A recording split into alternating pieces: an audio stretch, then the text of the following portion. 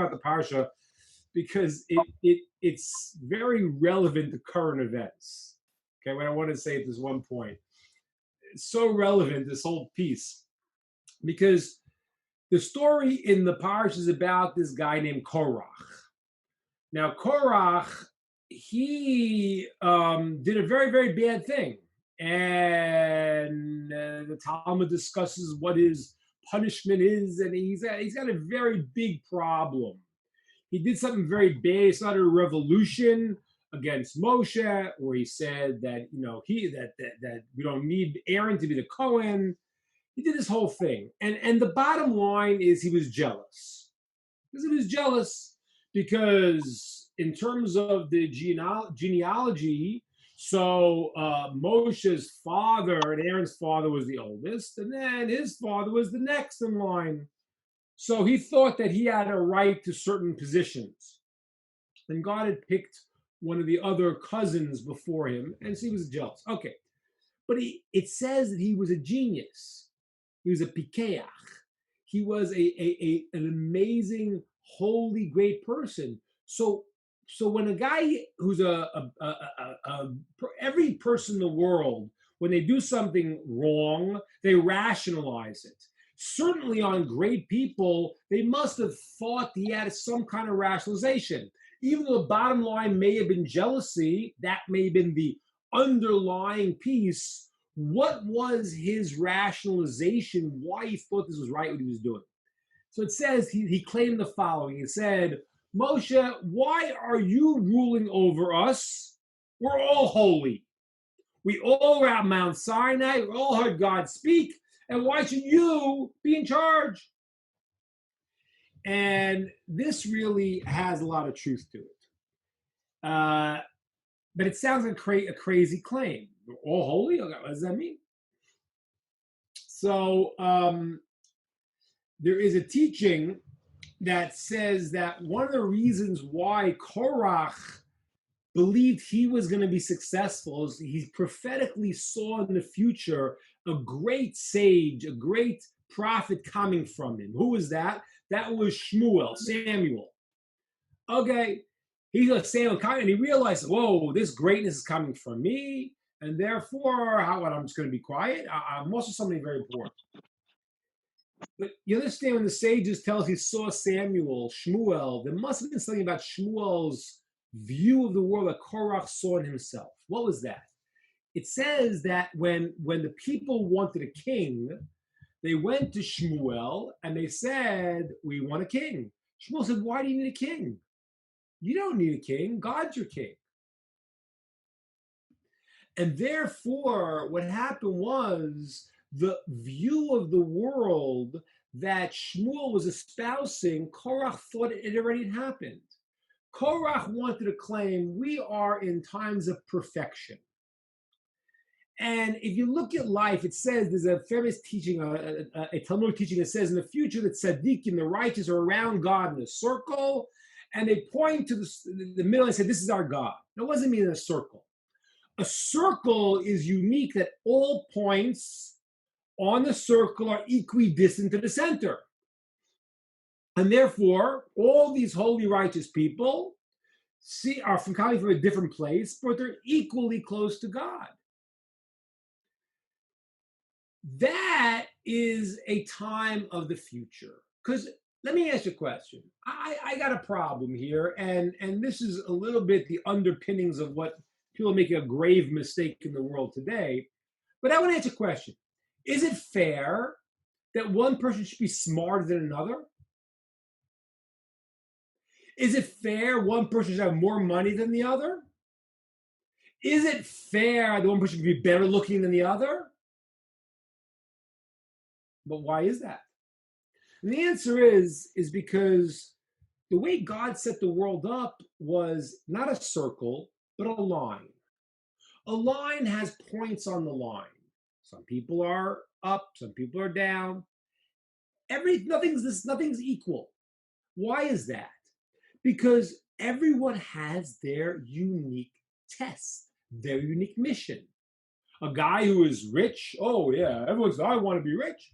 But the guy who's rich has his challenges. In a lot of ways, maybe greater challenges someone who's poor. The sages tell us a person who's wealthy has to use his money properly. If not, he's a very serious offense.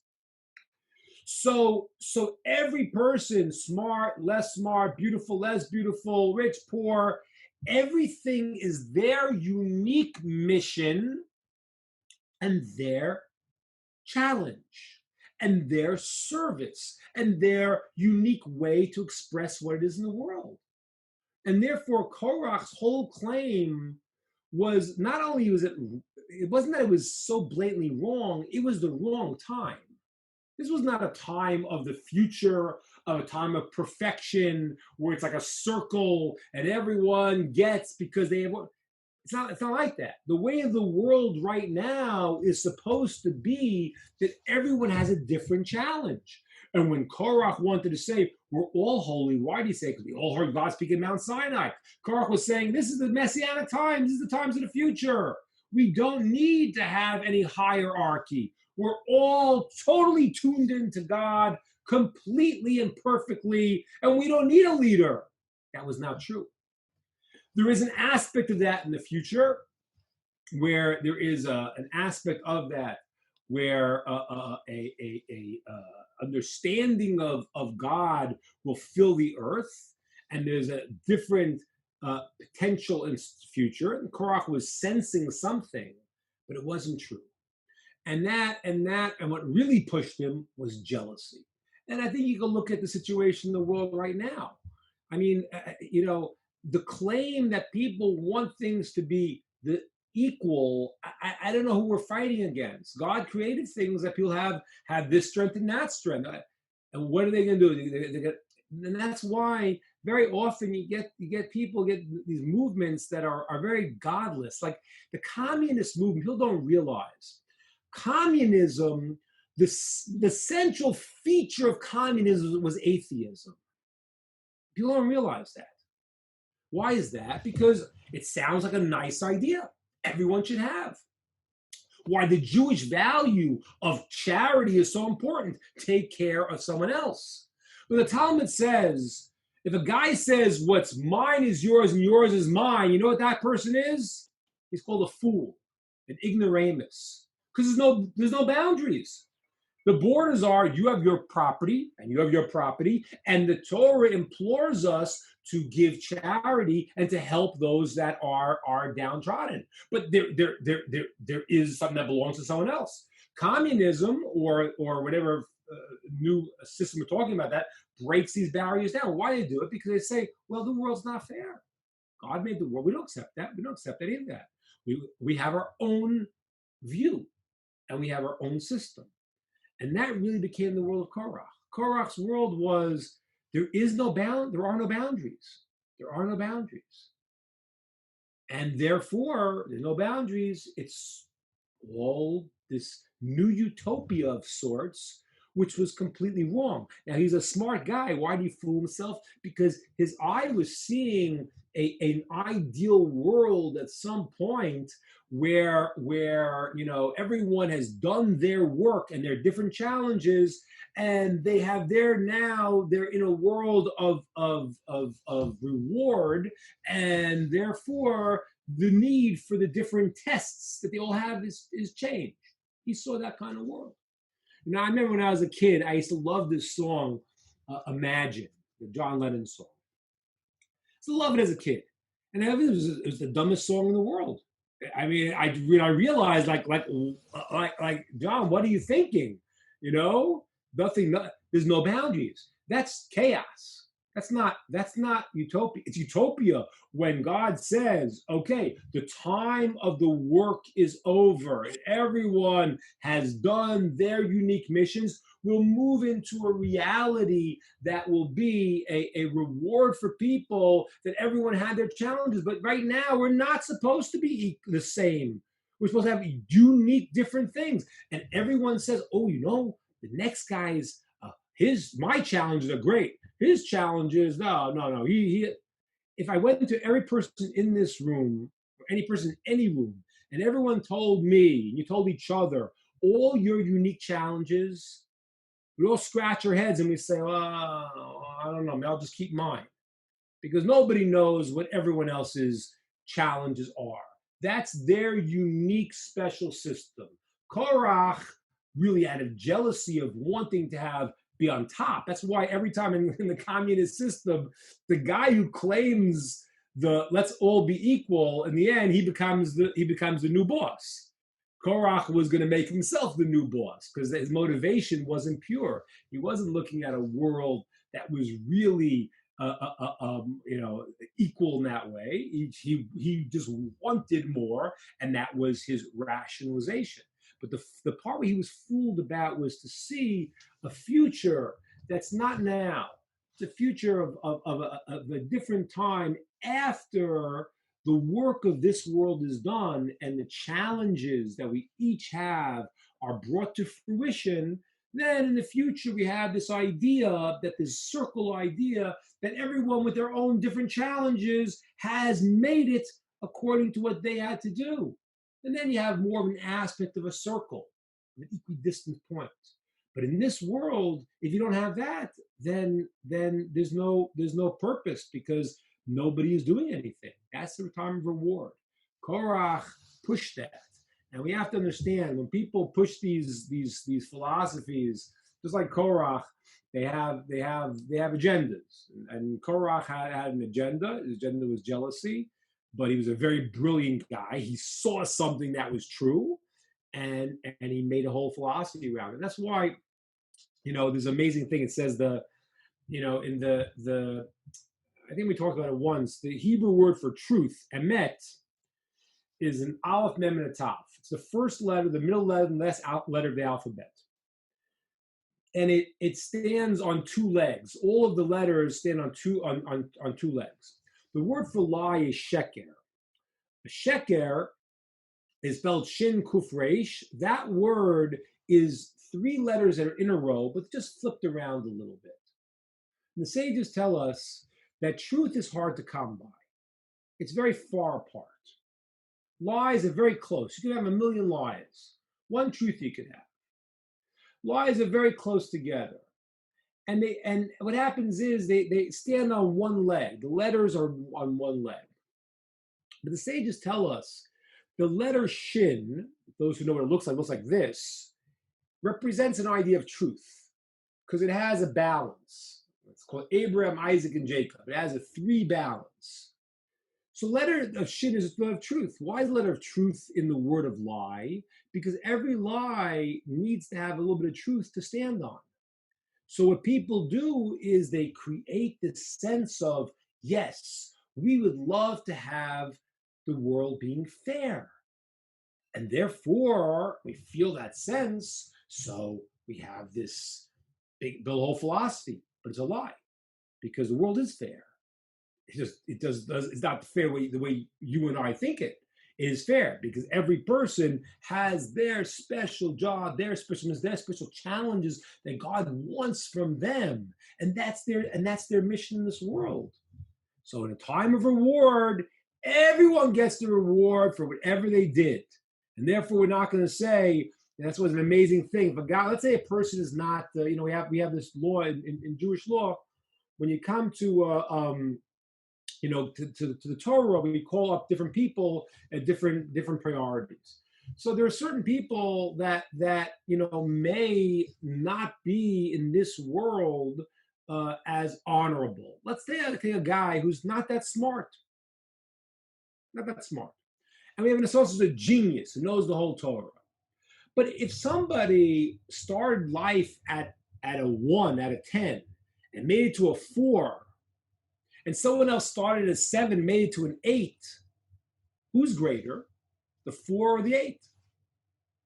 The answer is, in this world, well, the 8, the 8 knows everything, the 4 doesn't. But in the time of reward, the 4 is greater, because the 4 moved 3 steps, while the 7 moved 1. And that's why a person gets their challenges. We can't be their judge to know how they're doing, because we don't know the tools they've been given. That's God's calculation. The reward, that's afterwards. Now everyone has their unique mission, and that's what Korach wanted to undo for his own purposes. And ladies and gentlemen, that's also what's happening right now in the world. Okay, that was the short thought I wanted to share with you on the parasha, and I'm going to open up to questions on this and on anything else you might have. Rabbi, I had a quick commentary on that, and I was just talking to a young man. He would consider himself a later millennial, who was talking to me about fairness, right? This whole idea, it's just Right. not fair that people are born in, poverty-stricken India, and I was born, to decent wealth, and I told him, I said, I think you're kind of confusing justice with fairness, equating them both as being the same, and they're totally two different things. I said, but if you look around nature itself, because I couldn't talk to him about God because he doesn't acknowledge God, right? So I said, look around in nature. Not even the same trees are the same, right? They all have different parts of growth. Each tree, everything in creation is not equal, right? There's differences in everything around us. Why would we think that as human beings, everything should be equal? The only thing equal for us is we all get to breathe the same air, we all get water, and we all get sustenance, and we have our journey to do. That's it. It's true. It's true. The only problem is that what a person will say to you, which is what the movement is today, is, well, the animal kingdom is not going to go and make it all equal. We people can do it. By the way, this is totally fake, because the people who are claiming this are, I don't see them giving. The people I see giving more charity are not the people that are talking about these things. So, so if all the sports players want to give, their $30 million a year contracts, they want to share that, then they should. I mean, they really should. I think it's called charity. And we are implored to give charity, 10%, 20%, and if someone's wealthy, they're allowed to give more than 20% even. So, but the problem is that, and this is what's really going on in the world, and this is what really Hitler, Yamach Shemo, Hitler's nation erased. What he wanted to claim, which was based on how he was taking the philosophy of Nietzsche, of the Ubermensch, the Superman. So what he was saying was, look at the animal kingdom, and the lion eats the lamb, right? Now, if you go to tell someone today, and this is very disturbing what I'm going to tell you right now, it just happens to be true, because the point that Rod is saying, when you take God out of the equation, everything falls apart. So a guy says, well, I said, they don't believe in God. I said, okay, so why should the lion not eat the lamb here? Why should the stronger not take over on the weaker? Which is what Hitler was saying, which Nietzsche was saying. So people answer this idea of what's called social contract. What does social contract mean? Social contract means that, well, the world would do better if if you didn't steal from me, I didn't steal from you, so there's no morality, they want to say, and therefore we enter into a contract that says we'll all do better if you don't steal from me, I won't steal from you. You don't hurt me, I won't hurt you. And therefore, you're right, survival of the fittest works for the animal kingdom, but people will do better with this social contract of a mutual reciprocity. There's a big problem with that. You know what the problem with that is? The lions don't want the contract. The lambs want the contract. The lions say, what do I want this contract for? You can't take from me, I'm stronger than you, so I don't want a contract. So what happens is that, and this is the fascinating part of it, which is it's really fascinating, because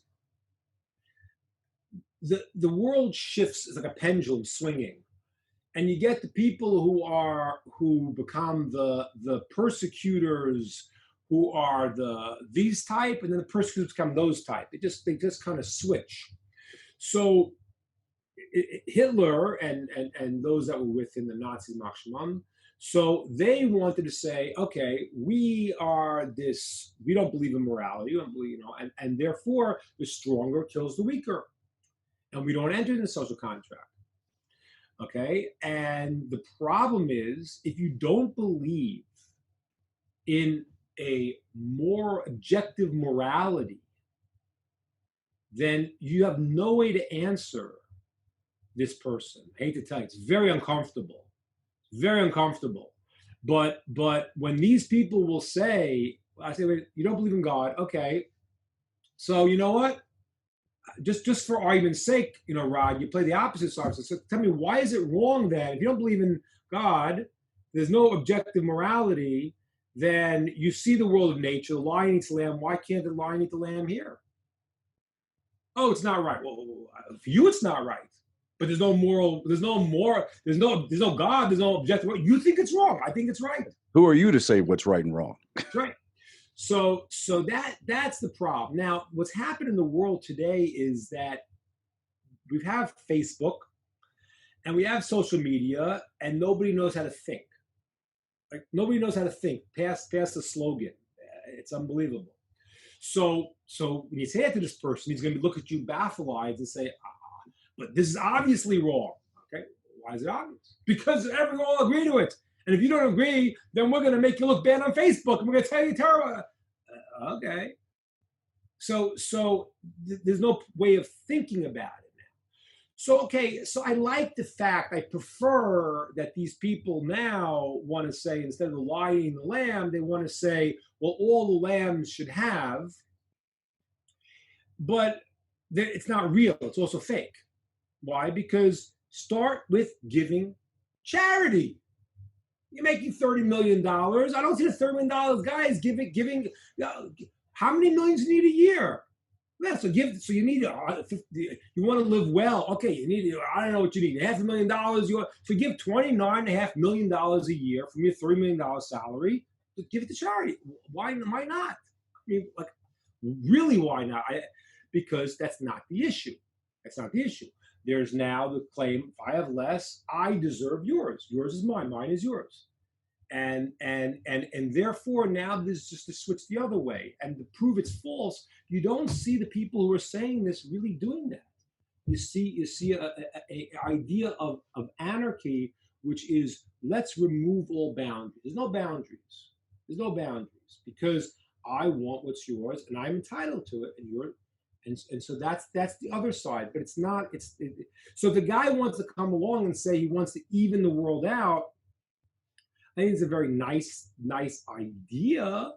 But the problem is, without a belief in God, you really can't. Not only can you not argue with him, he can't argue with you because he wants to think it should be that way. Okay, and the guy says, I don't think it should be that way. So what are you going to do now? So now you're going to, and how do you equal the world anyway? We're gonna put chips in everyone's brain, make everyone the same intelligence. We're gonna pump steroids. Everyone's have the same strength. It's absurd. It would be a boring world anyway. Anybody else have any other questions or comments? Yeah, open it up. It could be on anything. I talked about the Parashat a little bit just to give you a minute to think about whatever you want to talk about. I really wanted to have more of a discussion tonight. I was thinking this whole system might work if you had a way of an overseer, somebody who could oversee everything and keep it even, and then have a judicial system to handle those people who didn't abide by this contract.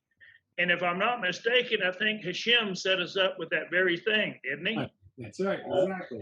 Yeah, and not only that, all the justice is very, very exact. Very, very exact.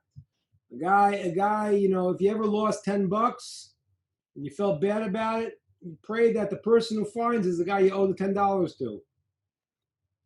Because that's the way it works. Right. Sometimes the story of a rabbi one time, his name was Palm. He was a great sage.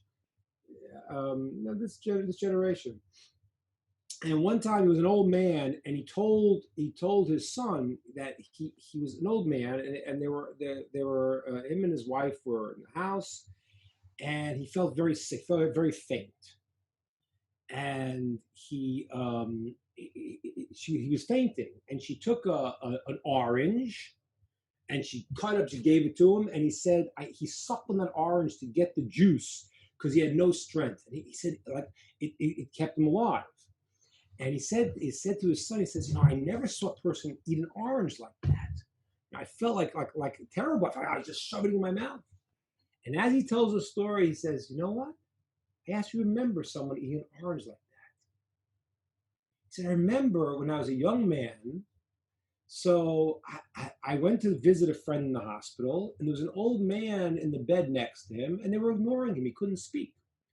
And I had brought my friend some fruit, and I didn't realize that the old man kept looking around. He couldn't speak. And they weren't taking care. He realized they weren't taking care of him. And I saw him looking at the fruit, and I motioned him. I said, would you like some? And he went like this. And he said, I gave him the fruit, and he wolfed it down. And I realized that they had been ignoring him, and he was starving. And he said, as a young man, I said to myself, wow, that was the right thing to do. I wonder when God would repay such a thing. And years later, you got your orange when you needed it. So everything you get, everything you lose, everything, that's all very, very exact. But that's what Torah is saying is my point, really. That's why the communist movement, all these movements, the central piece of it is atheism.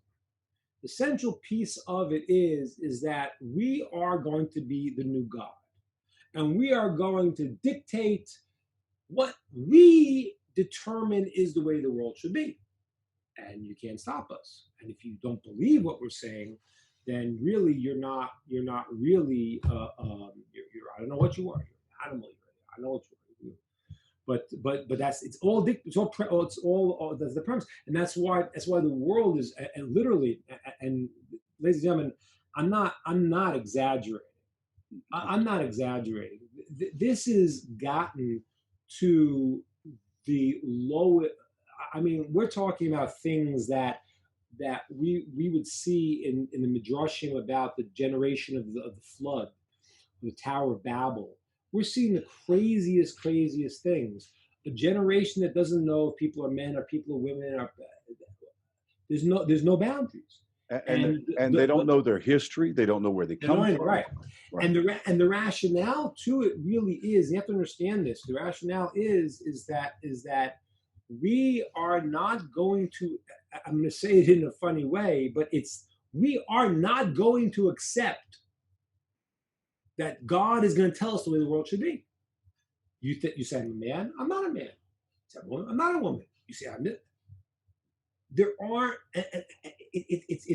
It's like a world when you're lost in this Disney world of you can make up your own reality, and whatever you want it to be, that's what it is. And that lack of boundary of knowing, no, there are boundaries in this world, and you have to respect the boundaries and function within the boundaries, but once you take those boundaries away, then you have nothing. That's where this world's at right now. Sandy has a question or a comment. Yes, they're fighting of God. That's right. That's what I'm saying. Yeah, Sandy, please. Yes, thank you, Rabbi. Later on in the portion, it seems like Moshe has given up on Korach. And so he goes to Datan and Abiram and tries to talk with them. And he asks them to come to him. And there's this phrase that they say that has always puzzled me. Even if you gouge out the eyes, we will not come. What does that mean? I mean, do they really think Moses is going to gouge out their eyes, or what does that phrase mean? Mm-hmm.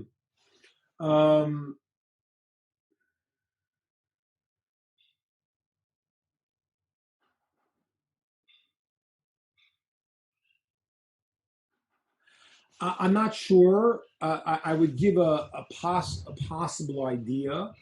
The eyes represent wisdom. There's different parts of the Bible and different things. The eyes represent, you can say, either wisdom, as King Shlomo said, I've seen much wisdom. As well as eyes represent overseeing something. The eyes of God is on the nation, on the land, means that God oversees and directs. So we possibly could say, but I haven't seen this, I'm saying it's my own idea, that maybe they were saying to him that either if you're going to try to tell us what's right, we have our own right. We're not going to believe you. Our wisdom is superior, and we're not going to accept you moving our eyes and telling us how we have to see the world. That's one idea. Or alternatively, as we said before, the view of Korach and his people was that there was a new hashgacha, there was a new way that God was overseeing his world. And if you want to try to remove our eyes and tell us that this is the world's got to function the way you think God is running the world, we're going to reject that. Those are two possibilities that I would say, but I don't remember seeing other places that answer. I'll take a look, but that could be a possibility. Who's next? I think Don wants to say something. Don, you got to unmute yourself. Don, you have to unmute yourself, Don. Can you unmute him or no? Hold on one second. Let me find him. Here we go. Don, we're unmuting you. No, yeah, there you go. There you are, Don. Okay? Yeah. Okay.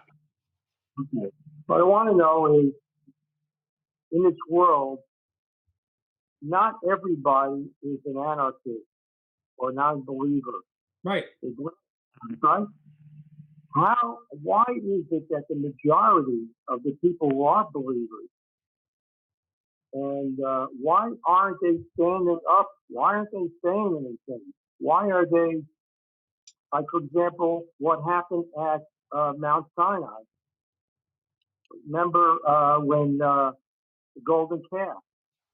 They weren't all the people. I mean, why did they listen to a few instead of standing up and saying no?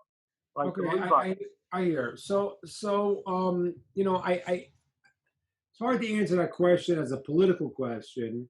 And the golden calf issue, that we know that was a problem, that people had. It was a minority, and people had to stop them. So there is a principle that a person is supposed to go and has to protest against things that are wrong. That is true. And that is an obligation. And why people don't? There's a lot of reasons they don't. People are afraid. People want to mind their own business so they don't get into trouble. What's happening now in the States, I can't comment about, because I don't,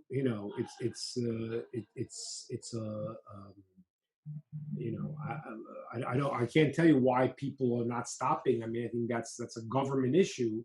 I think the reason why it's not being stopped in the degree that you're asking is because you don't only have people that are destroying.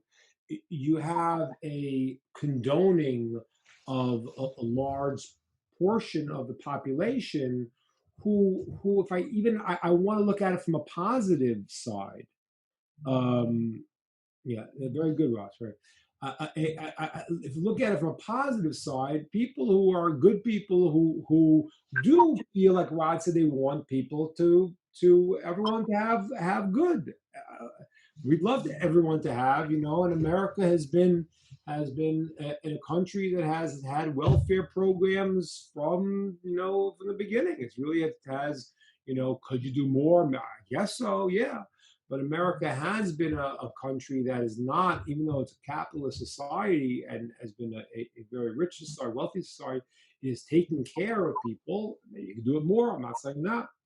But I think that right now there is a large portion of the country who because philosophically they're confused, and like the guy said to Rod, who are people who are good and don't know how to make sense of ideas of fairness, and don't know how to make sense of ideas of how to deal with inappropriate inequality. Certain inequality is appropriate because no one's the same.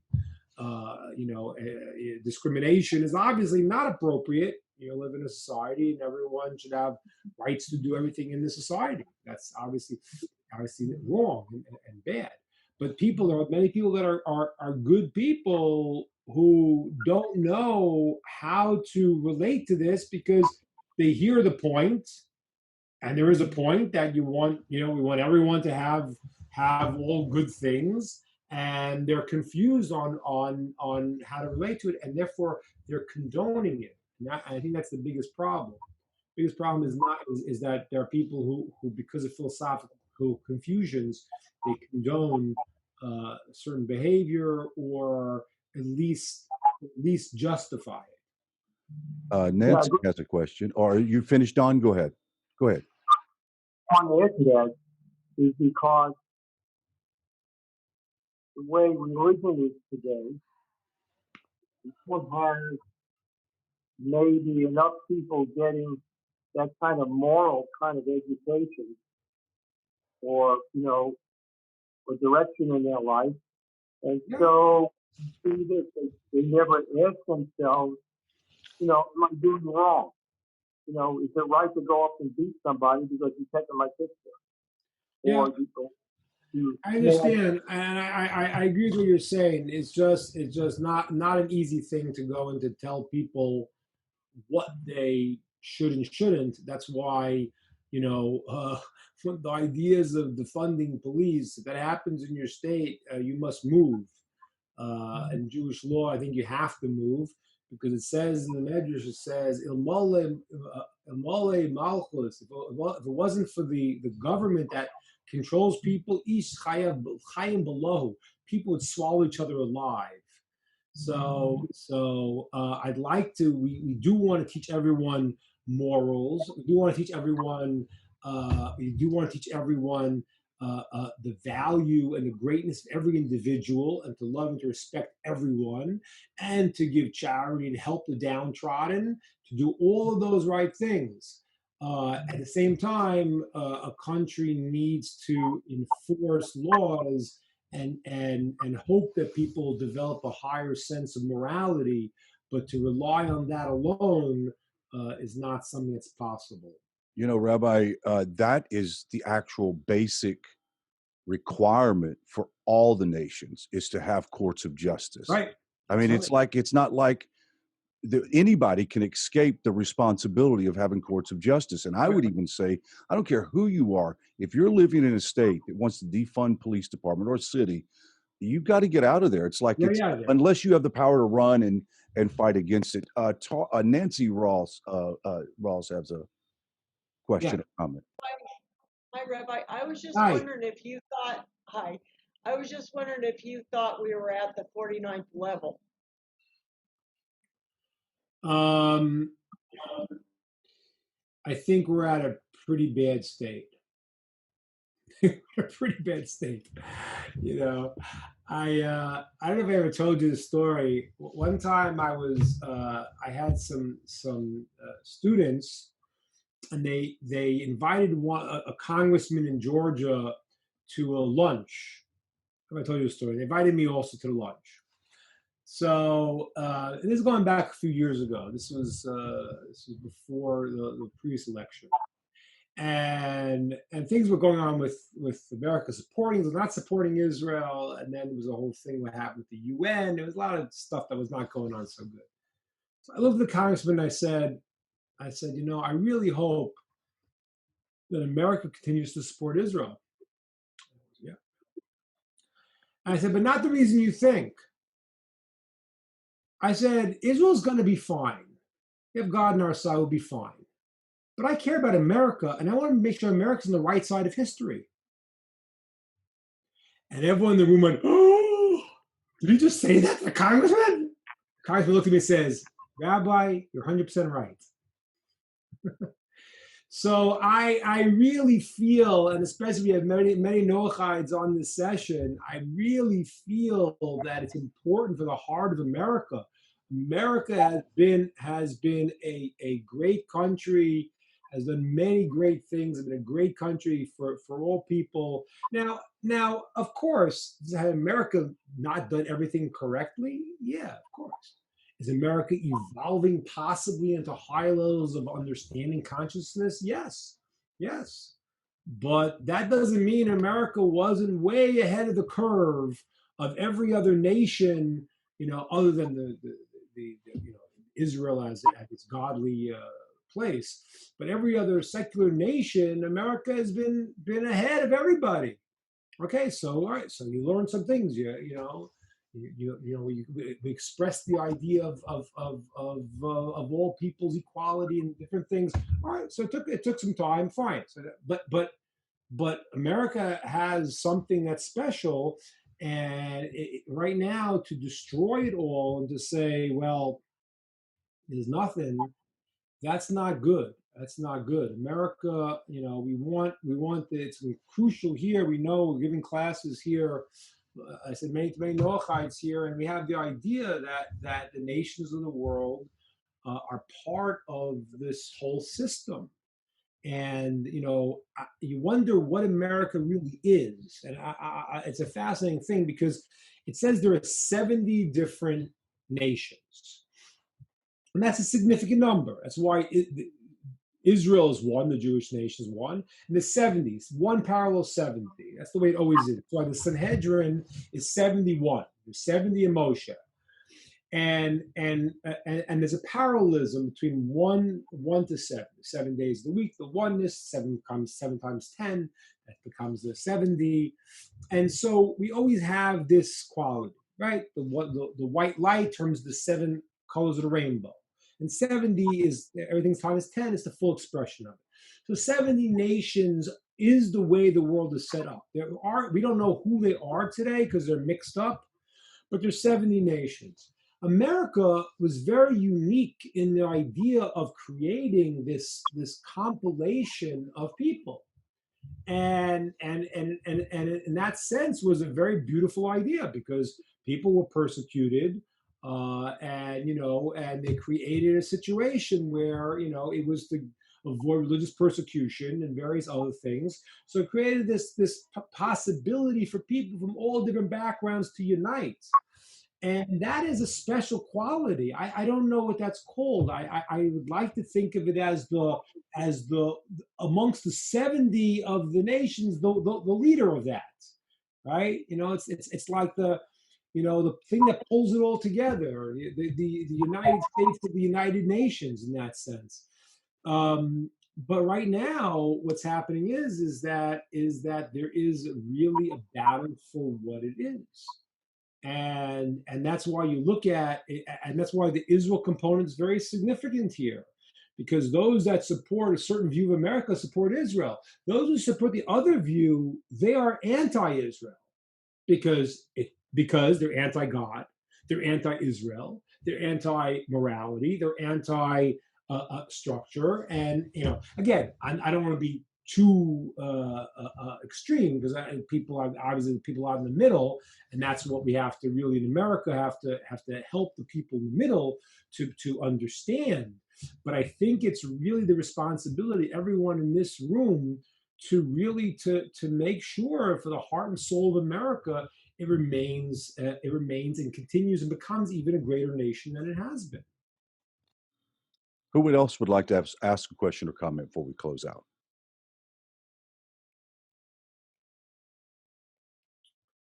Anyone else? Could I have another turn? Yeah, sure. Kind of maybe just a comment and then get your thoughts on it. Last portion we had the spies. We had 12 spies. 10 of them kind of went off the rails. Right. And we learned they were very righteous men.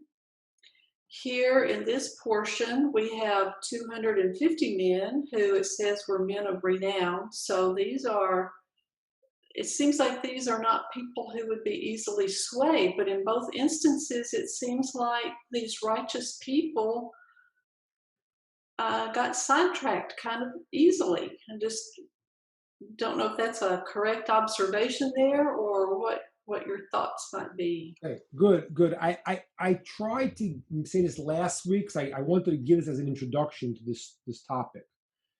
And I want to refer to it because I said it last week because as we're reading the stories of the sins in the desert, we can misunderstand it. I mentioned last week that the sages tell us that the battle of the desert was a cosmic challenge. If you think about life, sometimes things go along easily, and then all of a sudden, you might come to a tremendous crossroad where there's these forces pushing you in all different ways. And those are the moments that people have where they become great, or God forbid, they go off. People who are, in the depression, and they have no money, and this and that, and now they have to figure out how to deal with things, and something comes over, and they offer a deal, and it's not the straightest thing. But so people in points of tremendous challenge, there are make it break it moments where people can either become great if they withstand the strong forces that cause challenges, or they could fall. That's when we look at a life. We look at a person's life. Yeah, everyone can maybe think of a few moments that could have been the turning point. Or you read stories about people. The story in the desert was a 24/7 battle. That's why it's called the desert. Why did it have to happen in the desert? Because the desert's a place a person can't live. And therefore, it says the place is the place of the mystical writings. It talks about it's the forces of negativity that God created in the world. The mission of the Jews going through all these spots in the desert was to fight all of these great, great challenges. So like last week, it was 2 weeks ago, maybe I think I talked about it. It was 2 weeks ago. When we talk about the story of when they were eating they wanted the slav, they wanted the meat. So the place was called the Kivras Atayva, burial of desire. Imagine a person had desire that was inside of them that was uncontrollable. That's what it was like. It was like that was their reality, because they were dealing with overcoming challenges. Korach and these men they were so high, they were so great, but their challenges were that great. It wasn't like they were easily pushed away. It was a major challenge. Something I can't even get into, because some of this is mystical things that are beyond we could talk about. But Korach, there was a whole thing with the soul he was going to fix up, and a whole thing what he had to do. But his challenge was very, very great at that moment of what he would become, and it was pulling him. The forces were pulling him in different ways, and he had his moment to then say, "No, I'm going to see through this and act properly." And so the things that happen, the part that you're saying that's not correct, is they weren't easily pushed away. It was a major, major thing. Now, very often, not very often, but sometimes if a person is very great, it says you can go from the highest heights to the lowest lows. Because a person that's kind of in the middle, all right, we're in the middle. When a person, let's say, understands like tremendous things, and that's why you see sometimes, you see people that are very, potentially great people, sometimes do very, very bad things, because they're playing on a high level, high stakes. So Korach was playing on a high level with very high stakes for who he was, who he could have been, who he should have been, what he should have done in the world. And when the challenge came for him, he fell. But it wasn't like an easy test. If we were there and had their tests, we wouldn't be able to survive them, no question. The story, like when they built the golden calf. So the Talmud says that the God let the force of negativity show an image of Moshe dead in the sky. So what that means, all the forces of the world were testing the people, and they were in this tremendous battle. So everyone had their challenge, and Korach had his challenge. Now, with his greatness, he should have made it, but he wasn't able to. Good to see you, Ingber. Thank you. So he wasn't able to make it. So it wasn't easy. There were major tests, but great people are very often put to great tests, and Korach was put to that test. So do you believe that our postmodern era, what we're seeing right now, is actually a test for the preservation of a good moral country? Yeah. Yeah. America, I'm telling you, this is really, you guys are on the front lines. You got to fight for the heart and soul of America. It's really crucial. It's really unbelievable. because America may be a moral country, support Israel, support truth. And okay, America, they made it, built it in a way that, I don't know the founding fathers, what they would have said, the founding fathers of America, because they really gave freedom of religion, and you could believe whatever you wanted to, which was necessary to create a country that was going to avoid persecution. I don't know that they foresaw that there would be a religion called no religion. I don't know if they really foresaw that there was going to be this situation where we don't believe in anything. Well, if you don't believe in anything, then where do you get your morality from? Okay, so you feel that you think it's right. That's a danger. That's a slippery slope. So I think right now, I really think, I actually believe that people that are Americans should pray that America is a righteous country that support people that are righteous non-Jews, that should say that we are going to be a beacon really to the world as they've been. And that's really one of the reasons like I'm really doing what I'm doing here in terms of the Noachides, because I really feel that this is crucial. This is crucial. If America could get a movement of people where they see clearly the idea of God and truth and righteousness in the world, and they're not, and they do it in the proper way. We don't go and blow things up. We don't do that. If you look at, our religious fanatics, what do? We sit and we pray and we learn all day. I mean, that's what we don't go blowing things up. So people have to know how to approach things. There's a way. There's an approach to it. But really, the heart and soul of America really is in danger right now. Ross has a question before we go. Yeah. A little bit of a statement, actually. Sure. You covered so many things. As far as everybody's missions, that reminds me of Hillel. Never judge your fellow man until you come to his place. Right. But again, what we were discussing this just yesterday, as a matter of fact, and everybody, it's been said in this room too. This world right now looks a lot like it did at the time of Noah and the flood.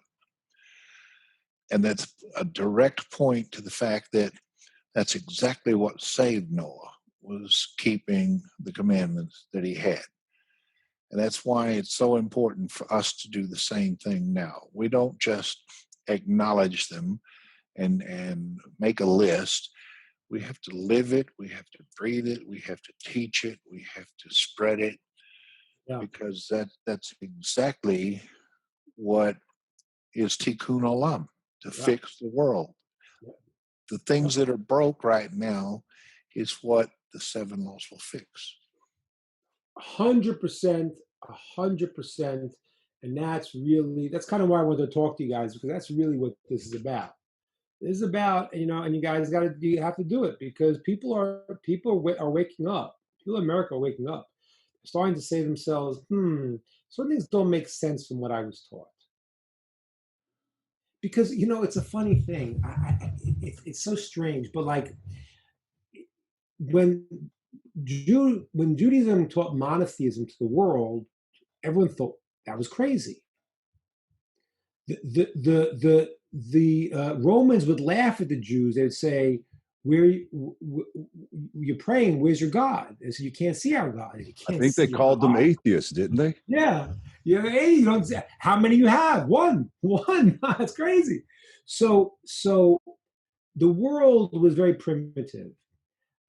Today, if you go to most people already believe in one God. Where did they get the ideas and the confusion that they got from their childhood? They got it. But most people really, the influence of Abraham teaching the world there's one God, most people, I think, in America really, I mean, I know they're stuck in ideas that they've heard as a kid, but the idea of there being one God, they just try to They have a math problem. They say, oh, well, 3 is 1. And 1 they got some problems with the mathematics.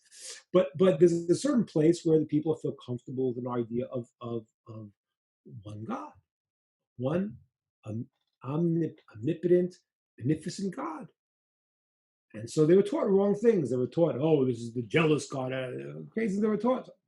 One God, omnipotent, do everything he wants, and beneficent. As I said last week, I think in this class, because he's omnipotent and beneficent, that means that everything is as it's meant to be. So this idea has to be spread. One God. And then there are laws on how to act. You can't steal. Sorry. You think you're entitled to it? Go to the judges. There are judges. Create good judges. You can't steal. You can't do certain things. And this has to be this. If this is spread in America, this is the way to save America. It is. It really is. And Rabbi, I'm going to make sure, I would like to air even the Q&A session. So everybody that participated today, are you okay with us adding that extended session on this? Because I think the Q&A was as important as the lecture itself. There's so much good stuff that the whole world needs to hear. Okay, I'm good. Okay, you guys good? Give me thumbs up. Let me know. Okay, excellent. I appreciate it. Rabbi, you have anything else to say before we go? Just keep going strong. Talk to God, pray, and as Ross said, do what you got to do. Not all in the head; it's also in action. We got to do. We have to bring it into the world. Rabbi, thank you for your dedication to the Jewish people and also to the B'nai Noach, the nations. Thank you so much for your loving kindness and wisdom. We really appreciate it. And until tomorrow morning at 10 a.m. for our Parsha discussion, and then Thursday night, we'll say shalom to everyone. Leitro. Bye, everybody. Okay, thank you. Thank you, Rabbi. See you. Shalom, shalom. Bye-bye. Thank you. Bye. Thank you, Rabbi. My message. Rod, Say again? did you see my text that I left something on your desk? Yes, I got that fine. Thank you. Sometimes you put a thumbs up so I know that you saw it. Right. I thought I did that. I'm sorry. Okay, and your fan was going, as well as the door had no alarm. Okay. Did you set all of that? I didn't set the alarm because I figured you were coming maybe right back. Yeah, I was supposed to, but I didn't. Okay. I'll make sure I hit that next time I go over there. Thank you. Okay. You're Okay. welcome. Shalom, shalom, guys. Hello.